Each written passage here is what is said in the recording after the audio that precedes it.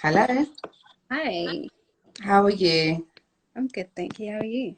I'm good. I was like running up the stairs because I saw the time and I was like, oh, let's get this started. So yeah, I'm like catching my breath a little bit still, but yeah, I'm good. I'm good minus my catching my breath. But do you wanna introduce yourself and let everyone know who you are and about Black females in architecture? Yeah. So my name is Selasi Setufe, and I'm one of four. How to call me? Sorry. It's all right. Yeah. So I'm an architect, and I am one of four co-founders of Black Females in Architecture. Yeah. What else would you like to know? No, that is amazing. I mean, I only just kind of came across Black females in architecture when I was asked to do this live, and I just thought even like architecture is not really a career I never would have even considered someone like myself kind of going into. So do you want to just tell me about kind of like how you actually got started and your journey in architecture? Yeah. I guess everybody's sort of path in is very different. Yeah. And everybody's sort of aims and aspirations as to what they want to get out of it is quite different as well. For me personally, I was always a very, very curious kid. And Hmm. I was curious about space and places and how people use space. I have quite a vivid memory of being a kid and or like growing up in London, in East London, living in like a terrace house and Hmm. being very curious and very nosy, always peeking through people's doors to see how different their house was to mine, even though Yeah. I understood that their houses were similar, but I was quite curious as to what the difference was into how they used their space as opposed to mine. And like going into my neighbor's house and seeing that, oh, his stairs is on the other side to mine, or this is how he uses his kitchen, or those type of things always were quite intriguing to me. So yeah, I was always quite into making things as well. I was Hmm. really interested in art and design and product design. And yeah, I guess it was a culmination of my interests that led me to want to pursue architecture as a career. And yeah, it's been a very, very, very long journey to get to this point. I can imagine. I guess like your current role is membership manager, but kind of take me back to the beginning because you said you're one of the co-founders of Black Females in Architecture. So at what point did you kind of notice that there needed to be a sort of network, for Black women working in architecture? So the four of us kind of met coincidentally. Um, so yeah, architecture, studying architecture. If you want to be an architect, the path to qualification is on average about 10 years. Um, 10 years. yeah, and there's like an entry point, like an undergraduate, and then you take a year or plus out in work in industry, and then you go back into masters, and then yeah, it's a back and forth and sort of a very immersive journey. And as you can imagine, I mean, somebody wrote a post the other day saying, type in into Google what does architect and what do you see, and it's most probably an old middle-aged-ish white man. Yeah. So yeah, seeing people like me in the industry is fairly rare. So BFA Black Females in Architecture kind of started from the fact that the four of us were attending one event that Hmm. was actually being hosted and facilitated by one of my co-founders, Niba. And it was just really nice to go to an event, an industry event, and see first off a Black woman in the front, sort of chairing the conversation, and then second off looking around the room and seeing other young Black women that I could relate to. So after the event, we kind of found each other. Niba and Alicia and I actually had met in passing a few other times in industry sort of stuff. And then, yeah, so we got to talking, and then we saw Akria, who was kind of doing what we would typically do if we ever went to an event by ourselves. It's kind of like awkward and wanting to get away from it all because you don't know anybody. And we saw her, accosted her and started chatting, and yeah, got into this deep conversation about our experiences and finding out that we were all in similar places on our path. And yeah, we set up a WhatsApp group right there and there, and wanting to stay in touch. And then I think a few weeks after, we started like adding like 1 or 2 women that we knew through whatever means that we knew them. I went to university with about two other Black women. So I added them, and you know, it was kind of a snowball effect. They added someone, they added someone, they added someone, and we ended up with this WhatsApp group with like 30 odd women. And we started to think, actually, this seems like something that we need to build on, and seems like something that's really necessary. So the 4 of us set up another WhatsApp group and started plotting and scheming at what we would do, and yeah, making a conscious effort to grow the membership in that original WhatsApp group. And that's what we did. And yeah, it continued to grow. It grew organically to 100 members, to 200 members. Then WhatsApp was too small for us, so we moved off of WhatsApp and really started to see it more as a proper organization. And yeah, that's where we are at the moment. We're 2 years old now, and yeah, we've got about 300 plus members from all over the world, and it's really exciting. And yeah, I've met some incredible women who are like in my life permanently now. Yeah, I love that it's such an organic story. Like, it really sounds like it was an organic, you know, everyone kind of coming together naturally, and then even how it grew initially, it just sounds organic. So like, how do you go about, you know, recruiting or getting new members? I don't necessarily think that we make an active effort to recruit per se. I think we just focus on doing what we feel like is important in helping to advocate and for diversity, advocate for visibility in the industry, and advocate for like creating opportunity, well, try to create opportunities ourselves, but also advocate for the creation of opportunities like above and beyond what we're doing in the industry at large. So it's about architects, but also about all other built environment professionals. So we've got, you know, engineers and surveyors and urbanists and academics in our network. So it's quite a diverse in itself grouping of people, although we're all Black women.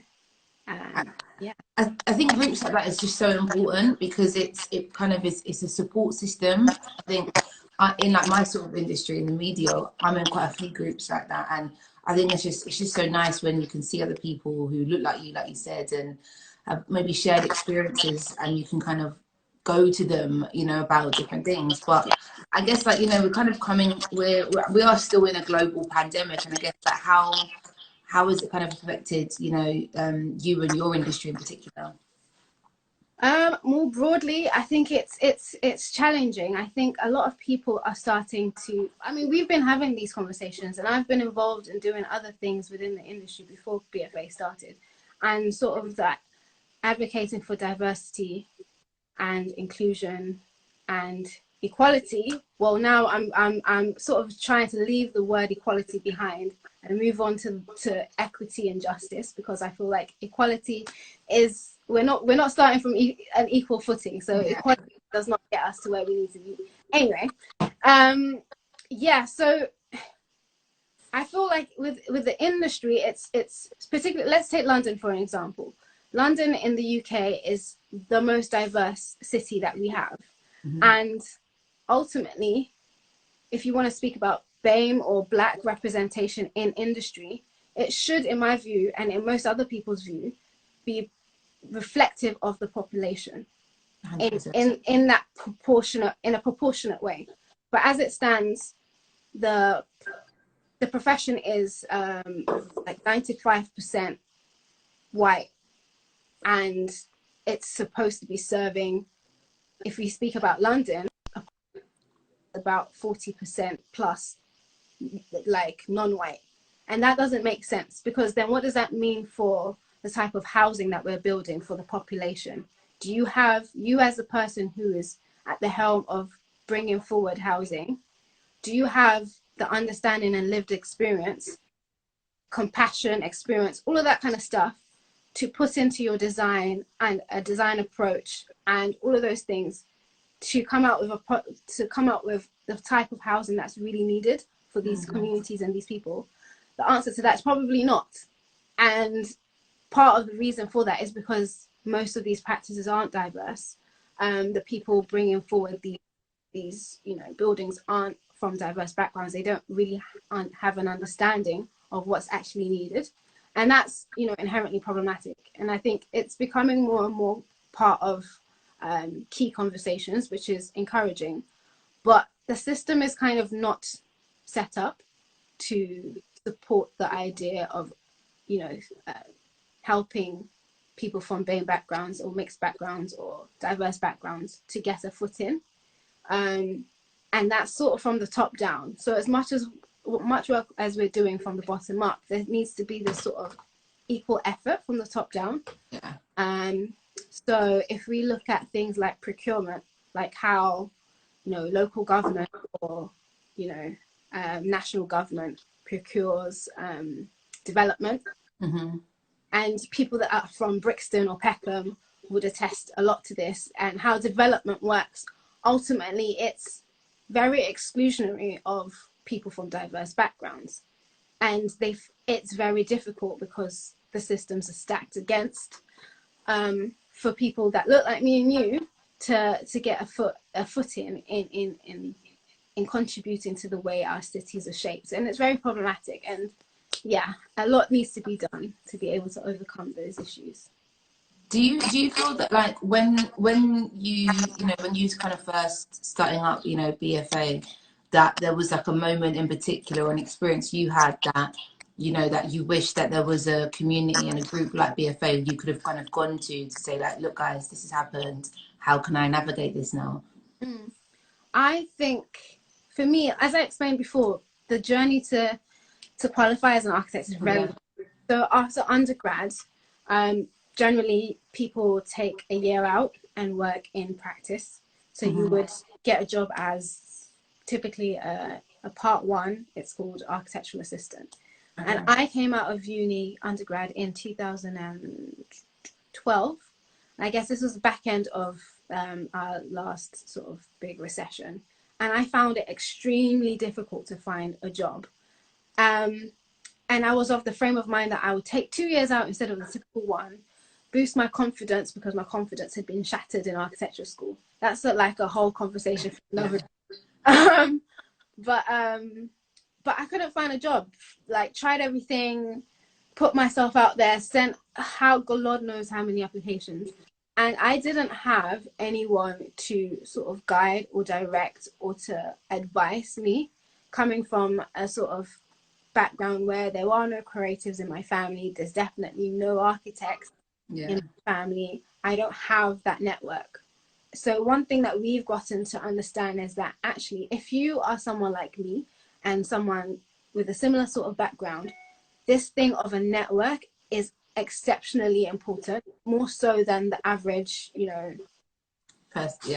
person walking down the street or any other type of person, because you're most likely not starting off from a footing of having the knowledge that some people are privy to just because of where they're from, how they've grown up, their class or background or whatever. So yeah, and at that point I didn't understand that. I didn't have knowledge of the importance of the network and the importance of mentorship and things like that. So I found it very difficult, extremely difficult. And I ended up doing unpaid work in Slovenia for like 7 months, just bits and bobs here and there. And yeah, my confidence did take like a big hit. And it was all a learning experience. And I think I'm better for it ultimately. But those are some of the things that I wish I had some sort of support system to sort of help me navigate through. And like some of the unconscious bias that you face, or I remember having this theory of, is it because of my very ethnic sounding name that I can't even manage to get an interview? And it was just a theory, like I didn't have anything to prove it. But through the network, I know that that is actually, that's facts, that people have gone through it. I have, accounts of, and it's very sad to hear, but it's facts. People are going through it, especially if you live in the West. You have a basic sounding name. I don't have any English names at my name, but yeah, people have changed their names to more English sounding names and have managed to get interviews where they weren't able to before. And those type of things are very heartbreaking.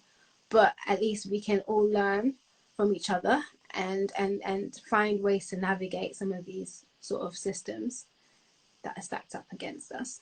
I feel like what you said is really, it resonates a lot, I think, with nearly every single, I guess, a lot of different industries across the board, like not just the kind of architecture, you know, media. And I think it's traditionally in like industries where, you know, people from backgrounds and heritage like ourselves, our family might not have been in those, so they haven't got the access points as you know, other people. So I think what you said has definitely resonated a lot with me. And I guess like now, kind of like now that you are sort of out of that point that, you know, you've kind of found your feet, I'm guessing, a bit more in the architecture industry or industry world. Kind of. Yeah. It's a work in progress, but yeah. How do you like balance, you know, like your sort of day job with, you know, continuously building, you know, BFA?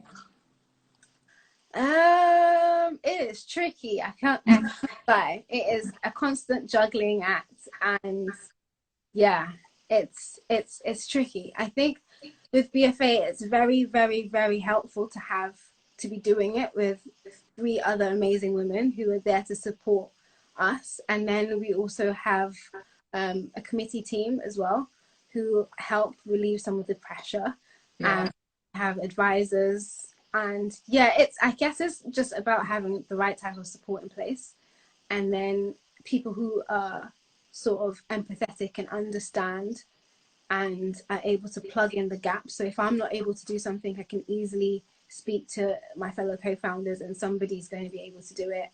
And then yeah, the support of my family has been really helpful, and friends has been really helpful. But it's tricky.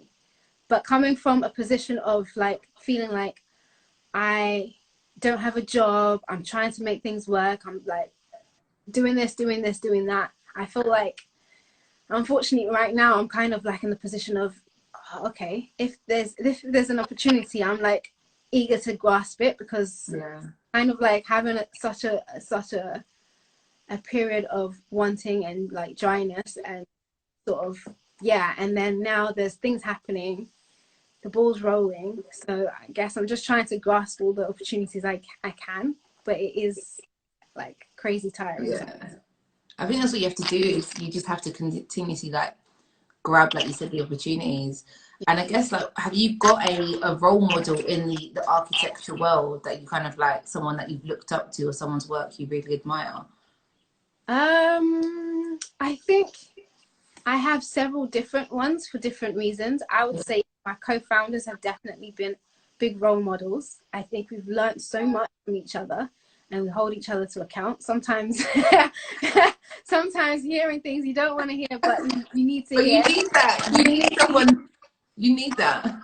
Getting called out on things, I think, is very necessary. You don't need yes people around you all the time. And then also someone who's been very instrumental for me personally is a woman called Elsie Owusu. She's an architect as well. And yeah, I think she was actually a big catalyst for a lot of the things I've done in the past couple of years. She is a mentor of mine, and I worked with her as well for a couple of years. And yeah, she's a phenomenal woman, phenomenal architect as well. And yeah, she's a big powerhouse. I love that. I think as well, like, I guess, you know, I think you kind of touched on it, but, you know, how has, I guess, the you know, Black Lives Matter movement, has that kind of increased the visibility of BFA at all? Yeah, it has. I'll say it has. I mean, it's difficult. Like, I don't know about you, but being inundated with so many requests to do this, that, and the other has made us really sort of question how we operate. I think it's great, the momentum that has been that's come about from Black Lives Matter. Some organizations have been founded like ours to deal with these inherent problems before Black Lives Matter thing. and we continue in that effort, whether Black Lives Matter is a trend or not. So I think it's quite important that you kind of don't get lost in the sauce. Like, there's people making all sorts of requests, like people saying, oh, can you come and do this tomorrow?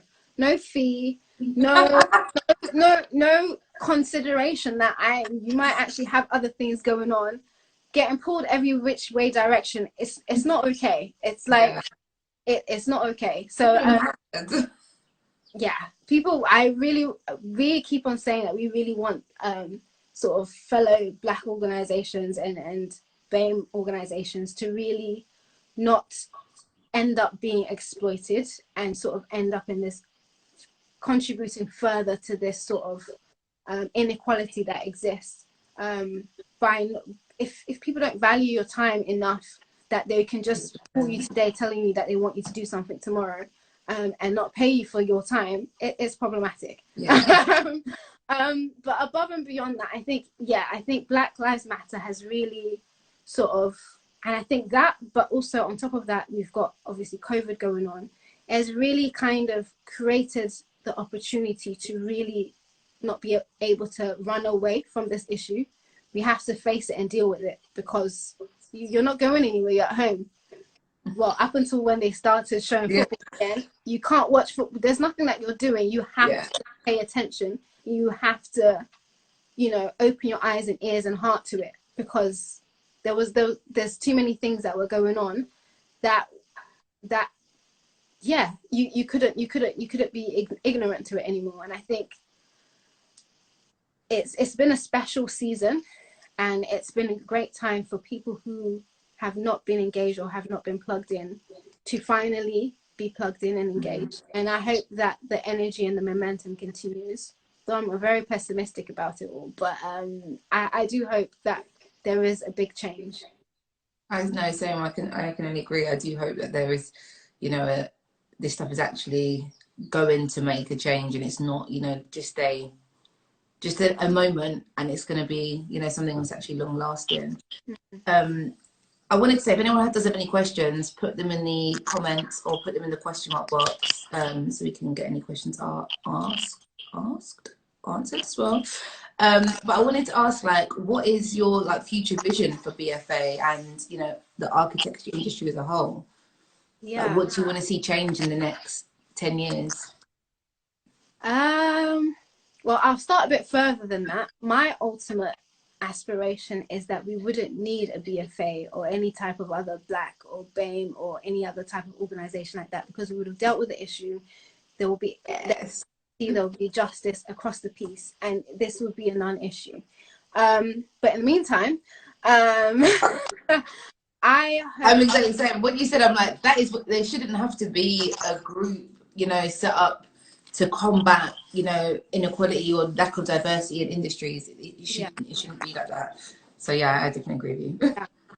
I mean, but in the meantime, I guess we continue to do what we do, and we continue to sort of increase the visibility of Black women in the industry and create opportunities for them, create ways for them to be seen and valued for their skills and for their contribution and creativity to the world, and be valued in that. I love that. What would you, I guess, what would be the last sort of message you'd want to say to anyone who's, especially someone who's, you know, at that really early point in their architecture career, or someone who, because I think for me especially, the thought of architecture as a career has never been something that I could even comprehend. Like what you said about finding, you know, buildings curious at the start of our conversation. I'm like, I find that stuff so interesting as well, but it would never occur to me to go and pursue a career in architecture. So, you know, what would you say to someone who, you know, might be curious or might be thinking, you know what, I wanna pursue a career in architecture? There's a number of different things. I think, first of all, don't let anyone tell you that you must be an architect to exist in the built environment industry. There's so many different things that people can do. I think the way the architect, if we speak about architecture or being an architect in particular, not speaking about being an engineer or a surveyor, because there's all those that you can do. You can be an urbanist, you can be a landscape architect. Oh my God. The built environment is made up of so many different elements that you could do so much things within it. But if we speak about architects in particular and what architects do in designing buildings and spaces, I think a lot of people are made to feel like they must ultimately be an architect. And that road is very long and it takes a lot of commitment. And it requires a certain amount of privilege to be able to endure that very long path. But at the end of it, you've got like 2-3 degrees. So at whatever point that you're at, don't let anybody make you feel like the knowledge and experience and expertise you have is not valuable and can't contribute to, you know, the built environment at large. There's so much you could do with an architecture degree, for example, if you wanted to do that. Outside of that, I think most of us now across the world live in cities or towns of some sort, and those are inherently all built environments, right? So we all experience living, you know, exist within built environments. So even the most lay person, quote unquote, has some sort of understanding of their built environment. They have some sort of understanding of what it is to live in a city, what's good about it, what's bad about it. So if those types of things interest you and you're curious about that, there's so much you can do to like educate yourself or get plugged into conversations. But I think it's very important because those same spaces either help or contribute negatively or positively to the sorts of things like crime. You know, the quality of the spaces that we live in is important. And, you know, if you went and did a quick survey of, you know, very rich and affluent neighborhoods compared to some sort of poorer neighborhoods, you would quickly start to identify the things about those neighborhoods that make them inherently, quote, good or bad. So yeah, I find the built environment to be extremely interesting. So yeah, there's a lot to learn and there's a lot to know. Yeah, even in the stuff, even in in our conversation today, like the things that you've touched on, I think it's even occurred to me how much of a role, you know, I guess architects or, you know, space designers play in society, and like even like in wider issues you see, you know, like issues on the news you might see, issues of like gentrification, you know, Grenfell, that all plays a role within architecture. And I think that's something that, you know, I think it's just so important that it is, you know, representative of the communities that it serves. Exactly. I think that's just so important. We've got a question in, and this person has asked, do you have any advice for part ones who have just graduated and are looking for employment? Yes, you are graduating at a very, very tricky time, but I think it's back to what I said before. I think keep an open mind. You've got an incredible, I think the architecture course teaches you a way of thinking. It's not just about ultimately being an architect or not. I think it's a problem solving type of way of thinking, and it's a design and creative way of thinking, and there's so much you can do with that. So all the best in applying for a part one job, and I really hope that you know, you find what you're looking for. But ultimately, I think make sure that you are not limiting yourself and open yourself up to a variety of opportunities. Like I said, you can exist in the built environment in so many different ways. So make sure that you're keeping yourself open to, you know, different opportunities. And anything that you've done sort of outside or in addition to architecture, your architecture degree, those are all valuable things, and you should use those to set you apart from the next person. Get in contact with like the Stephen Lawrence Trust, find a mentorship program. There's fluid mentorship. There's a ton of resources and organizations that are set up to help and aid.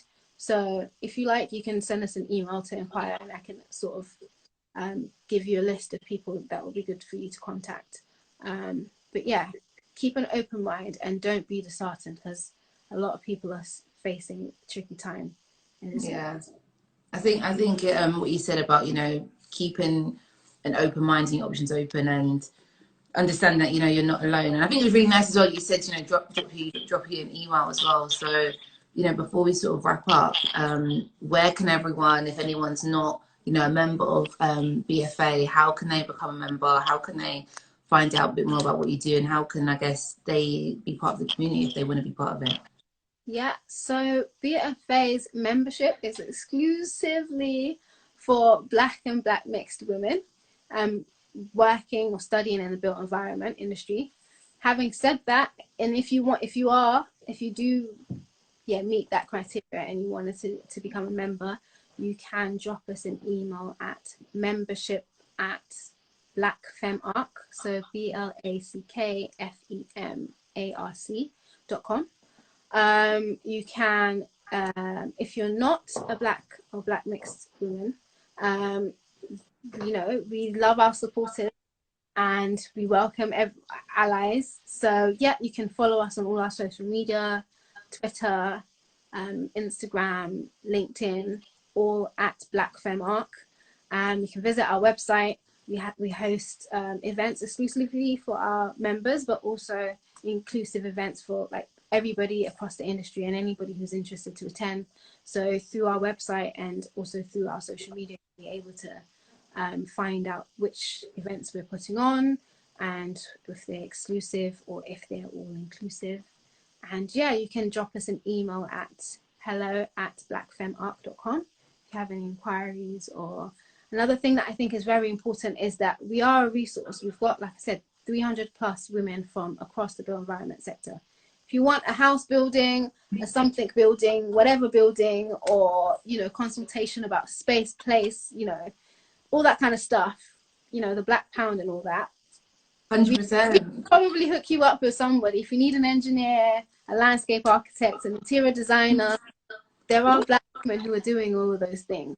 Get in touch and we can be your plug.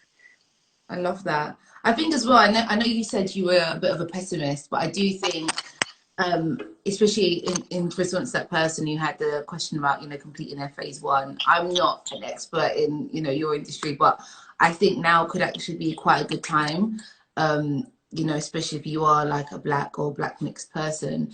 I think it could be used to your advantage to sort of, you know, like really, you know, people the bag. People are opening their eyes and are more aware that they do need to employ more diversely. So yes, you're right. You could sort of piggyback off of that. But yeah, the level of jobs compared to the level of people is mad. And people furloughed and all this kind of tricky time. Very tricky time. And that's why I'm saying, you know, use your knowledge that you've acquired to just, you know, the sky's your limit. You don't have to fit in the box. You can create your own box, invite other people to your box, you know, do whatever you have a bunch of boxes. Yeah, have a bunch of boxes. But yeah. I love it. Selasi, thank you so much for speaking with me. I've learned a lot actually today as well about industry I probably had zero knowledge on as well. And I've definitely found it super interesting, and I hope everyone tuned in has found it interesting as well. So just thank you for your time. And yeah, I really look forward to seeing, you know, BFA grow as well. So yeah. Thank you. Thank you for having me. Bye.